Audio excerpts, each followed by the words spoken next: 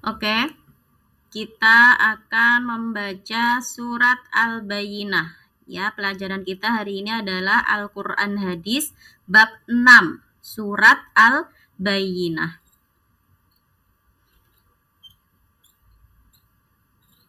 Kita baca dulu ya.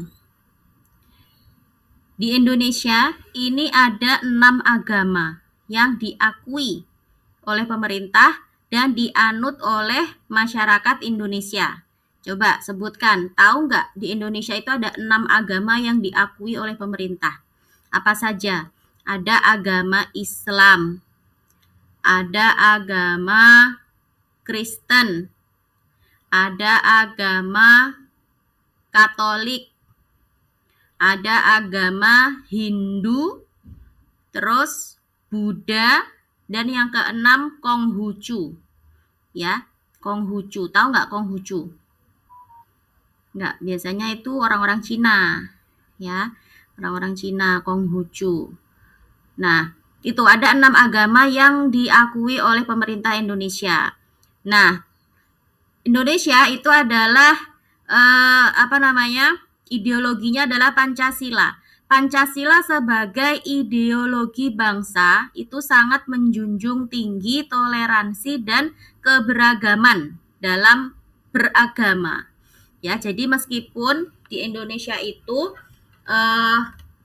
terdiri dari bermacam-macam pemeluk agama, ya ada 6 agama tadi itu, tapi kita diharuskan untuk saling menghormati, ya saling menghargai, bertoleransi.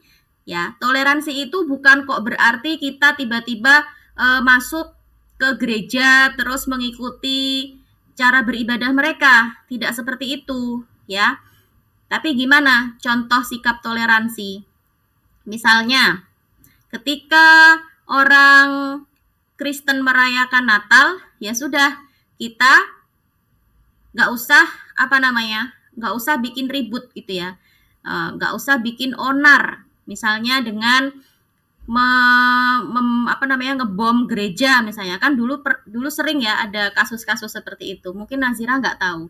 Jadi dulu itu sering sekali ada konflik, ada permasalahan antar umat beragama. Ya, misalnya ketika orang Kristen sedang merayakan Natal, tiba-tiba ada bom meledak di gereja.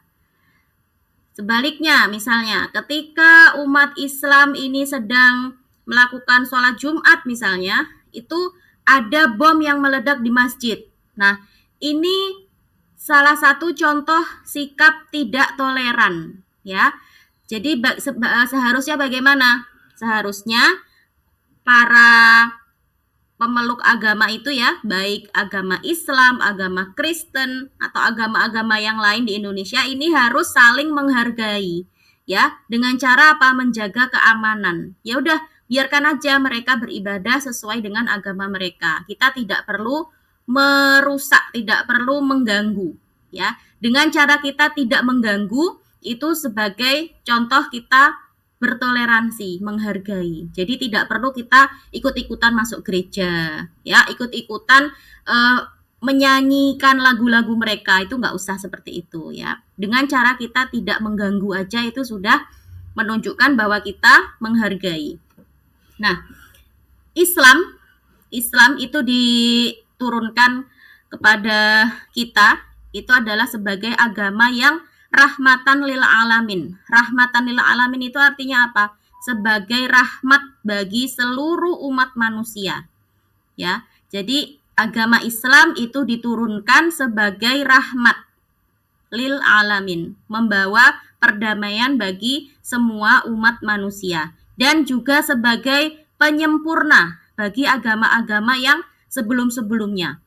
Ya, sebelum Islam datang, dulu sebelum Nabi Muhammad diutus untuk menyampaikan agama Islam, itu umat manusia berada dalam kebodohan, ya, berada dalam zaman kegelapan. Gelap itu bukan berarti nggak ada lampu ya. Maksudnya zaman kegelapan itu apa? Maksudnya pada masa itu manusia itu dipenuhi dengan kebodohan. Contohnya apa? Contohnya mereka menyembah patung. Nah, itu salah satu kebodohan yang nyata. Ya, sudah tahu patung itu terbuat dari batu, benda mati, tapi disembah, dijadikan sebagai Tuhan yang dipercaya bisa menolong mereka. Ya, padahal jelas-jelas itu terbuat dari batu, ya. Tidak bisa ngapa-ngapain, kok dimintain tolong. Nah, itu salah satu kebodohan yang nyata. Nah, dahulu orang-orang kafir, orang-orang musyrik di Mekah, itu mereka mengaku sebagai pengikut Nabi Ibrahim. Padahal buktinya apa? Nyatanya mereka ini justru menyembah berhala. Ya, padahal Nabi Ibrahim itu yang menghancurkan berhala-berhala tadi, ya. Tapi orang-orang Mekah sebelum kedatangan Nabi Muhammad itu mereka mengaku sebagai pengikut Nabi Ibrahim. Nah, sementara itu orang Yahudi mereka mengaku sebagai pengikut Nabi Musa. Ya, padahal mereka apa? Mereka sudah jauh sekali dari ajaran Nabi Musa. Bahkan mereka memerangi kelompok lain di luar mereka. Ya, bahkan sampai sekarang orang Yahudi, ya, buktinya orang-orang Israel itu mereka sangat apa? Sangat menginginkan bangsa Palestina itu hilang, ya. Akhirnya mereka membuat peperangan, ya. Mereka membuat orang-orang Palestina itu menjadi kelaparan. Tujuannya biar apa? Biar semuanya mati. Karena menurut orang Yahudi hanya kelompok mereka yang terbaik, hanya kelompok mereka yang berhak hidup. Kelompok-kelompok lain di luar agama Yahudi itu harus mati semuanya. Nah, sedangkan orang Nasrani, ya, orang Nasrani itu mereka mengaku sebagai pengikut Nabi Isa. Ya, padahal apa? Mereka ini sudah tersesat, ya. Orang Nasrani itu bisa dikatakan orang yang tersesat karena mereka justru menganggap bahwa Nabi Isa itu adalah anak Tuhan.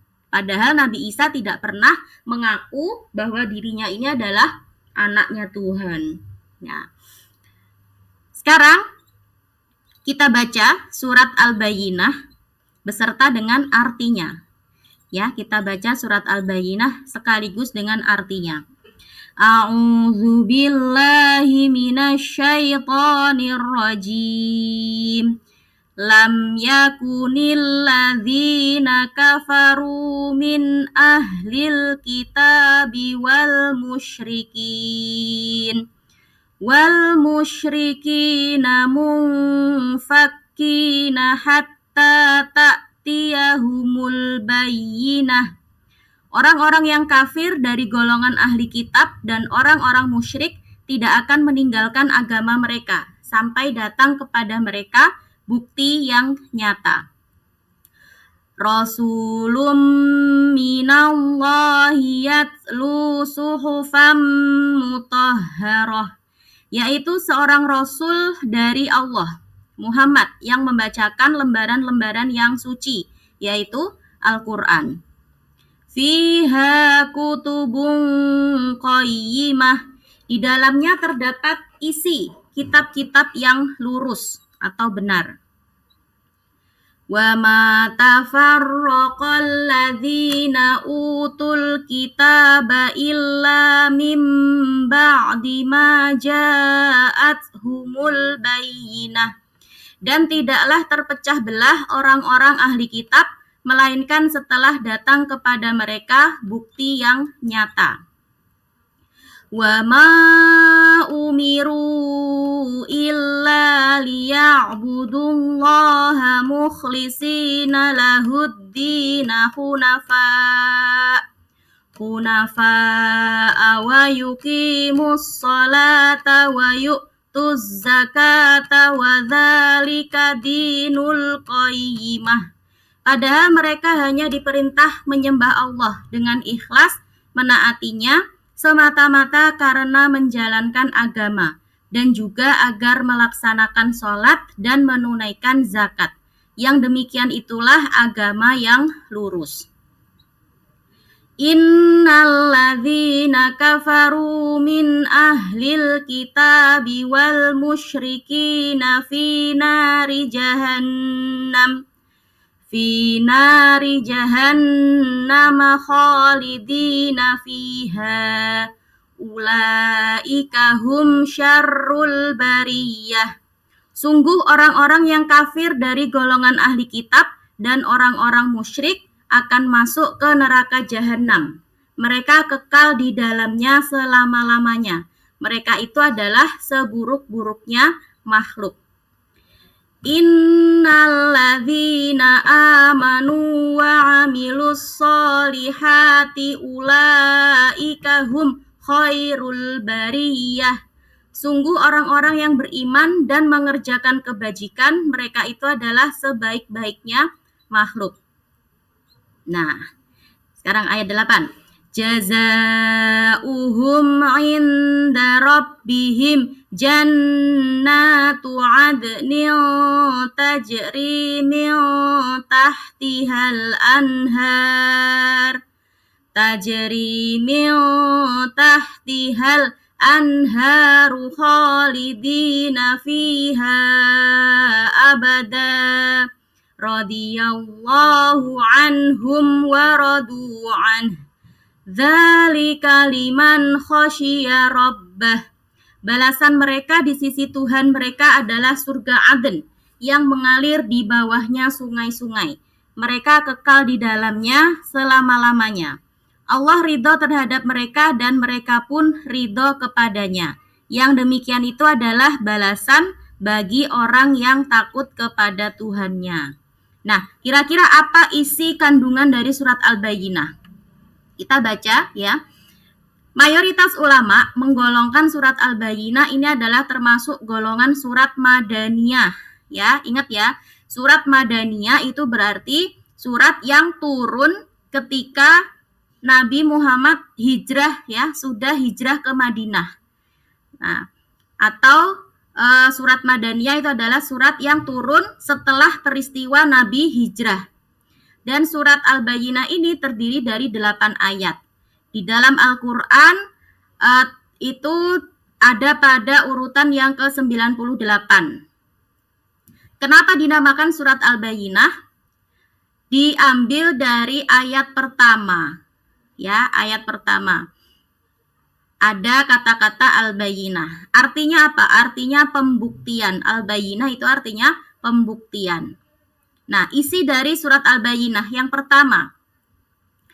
Risalah Nabi Muhammad itu diturunkan kepada seluruh ahli kitab dan kaum musyrikin serta manusia secara umum. Jadi Al-Quran itu diturunkan kepada seluruh umat manusia. Tidak peduli apakah dia ini orang Kristen, orang Yahudi, orang Hindu, orang Buddha, ya, semua adalah umatnya Nabi Muhammad. Dan Al-Quran itu diturunkan kepada seluruh umat manusia. Ya, kehadiran Nabi sebagai Rasul itu adalah merupakan kebutuhan untuk mengalihkan kaum ahli kitab dan kaum musyrikin dari kesesatan mereka. Ya, dan itu tidak akan terjadi tanpa adanya seorang utusan, yaitu siapa? Nabi Muhammad. Jadi Nabi Muhammad diutus kepada umat manusia seluruhnya. Ya, kita ini sekarang ini yang hidup pada zaman ini semuanya adalah umatnya Nabi Muhammad.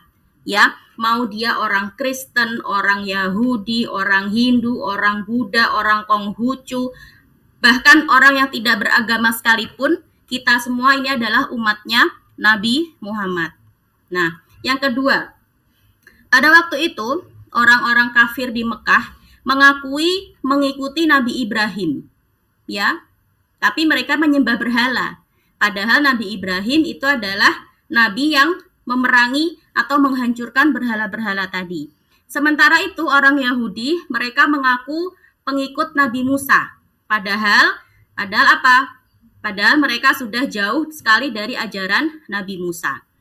Nah, di sisi lain umat Nasrani mereka mengaku sebagai pengikut Nabi Isa. Padahal sama, ya, mereka sudah jauh sekali melenceng dari ajarannya Nabi Isa karena mereka justru menuhankan atau menganggap Nabi Isa ini sebagai anak Tuhan. Nah, dengan kondisi pada masa itu, ya, Allah mengutus Nabi Muhammad untuk apa? Untuk memperbaiki atau menyelamatkan ya orang-orang dari kegelapan, dari kebodohan tadi itu. Tapi apa yang terjadi? Apakah orang-orang kemudian percaya? Tidak, ya. Justru Nabi Muhammad dimusuhi, diancam, ya, ditolak, ya. Bahkan ketika Nabi Muhammad berdakwah ke Taif itu dilempari batu, dilempari kotoran, ya, diusir. Dianggap sebagai orang gila. Nah, tapi apakah Nabi Muhammad dendam? Ya, apakah Nabi Muhammad kemudian mendoakan yang jelek? Tidak. Padahal pada waktu itu Allah sudah mengutus malaikat Jibril, ya. Malaikat Jibril bilang apa? Kalau kamu mau, ya, malaikat Jibril ini berkata kepada Nabi Muhammad, kalau kamu mau, ya, aku akan menghancurkan gunung-gunung itu yang di Taif itu. Biar apa? Biar mati semua penduduk Taif. Tapi kata Nabi Muhammad apa? Tidak. Ya, aku berdoa semoga orang-orang Taif kelak mereka semua beriman. Nah, jadi Nabi Muhammad tidak ada rasa dendam sedikit pun. Padahal beliau sudah dilempari kotoran, ya, diejek, ya, dianggap sebagai orang gila. Tapi Nabi Muhammad justru mendoakan semoga orang-orang Taif itu nanti akan beriman semuanya. Nah, kemudian surat Al-Bayyinah ini menegaskan ajaran Nabi Muhammad itu ditujukan kepada seluruh umat manusia. Tapi tidak semua manusia bisa menerima ajaran yang dibawa oleh Nabi Muhammad. Bahkan banyak juga yang mengingkari kebenaran yang dibawa oleh Nabi Muhammad. Nah, tentu balasan bagi kedua golongan ini adalah berbeda. Ya, bagi orang yang menerima ajaran Nabi Muhammad disebut sebagai sebaik-baiknya makhluk. Sedangkan bagi kelompok yang mengingkari, maka mereka disebut sebagai seburuk-buruknya makhluk. Nah, ajaran yang dibawa oleh Nabi Muhammad, yaitu agama Islam, ini menegaskan bahwa ajaran Islam ini bermanfaat bagi manusia. Ya, semuanya yang diajarkan oleh agama Islam ini bermanfaat bagi manusia, baik yang berkaitan dengan akidah atau kepercayaan maupun yang berkaitan dengan amal perbuatan. Nah, di dalam risalah yang dibawanya yaitu Al-Qur'an itu semua ada petunjuknya. Ya, jadi Al-Qur'an itu adalah sebagai petunjuk bagi umat manusia. Karena sejatinya apa? Islam itu adalah rahmatan lil alamin. Nah, dari surat Al-Bayyinah ini Allah mengingatkan kita tentang keagungan Al-Qur'an dengan segala pelajaran yang ada di dalamnya. Tidak ada satupun ayat di dalam Al-Qur'an yang mengajarkan kekerasan. Jadi tidak ada satupun ayat di dalam Al-Qur'an yang mengajarkan kekerasan, kekejaman, bahkan kerusakan.